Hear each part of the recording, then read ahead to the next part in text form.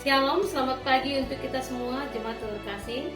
Kita berjumpa lagi pada hari Senin 22 Agustus 2022 dalam renungan firman Tuhan yang tertulis dari 2 Korintus pasal 4 ayat 8. Demikian firman Tuhan.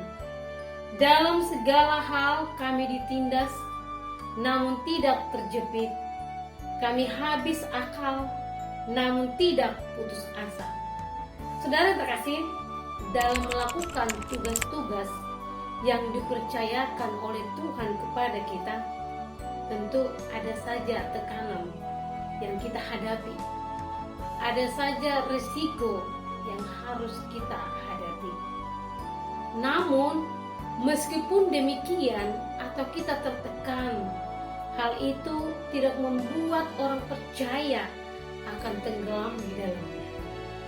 Ada kekuatan bagi orang yang percaya kepada Yesus Kristus bahwa betapapun tubuhnya berada dalam lingkungan yang sulit, dalam keadaan yang tidak menyenangkan, di sana akan selalu ada jalan keluar yang ditunjukkan oleh Tuhan.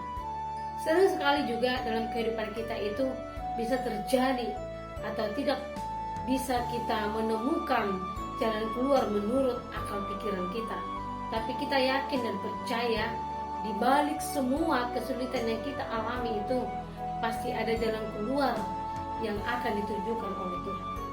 Pengalaman itulah saudara terkasih yang menjadi kesaksian Rasul Paulus, sebagaimana ia katakan, dalam segala hal kami ditindas, namun tidak terjepit. Kami habis akal, namun tidak putus asa. Kita dianiaya oleh manusia, tetapi tidak pernah dicampakkan oleh Allah. Itu kita harus ingat. Setiap orang yang percaya kepada Kristus di dalam kehidupannya, apapun yang dia alami atau bahkan yang dia rasakan dalam kepahitan itu, jika dia masih tetap ada dalam jalur Kristus, maka jalan keluarnya itu akan diberikan kepada orang yang mengalami berbagai hal di dalam penderitaannya. Satu hal yang menarik dari para martir ialah ketika mereka dalam situasi sangat menderita, justru pada saat itulah mereka memiliki saat-saat terindah bersama-sama Kristus. Dalam bahasa Batak dikatakan, atau dalam buku ini juga ada dikatakan, Masai jut sukar pabahena ni di Batak. Artinya, kita tidak bisa menjangkau dari pikiran kita sendiri. Kita tidak bisa menjangkau dengan akal kita sendiri. Tetapi semuanya itu tidak akan pernah hilang atau habis.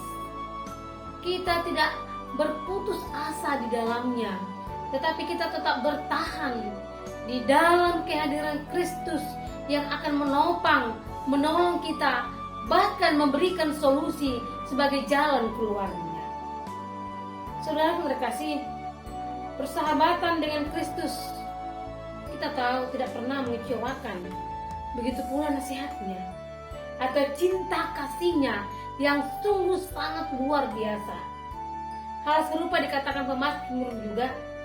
Apa yang dikatakan pemazmur? Sekalipun ayah dan ibuku mencampakkan aku, namun Tuhan menyambut aku.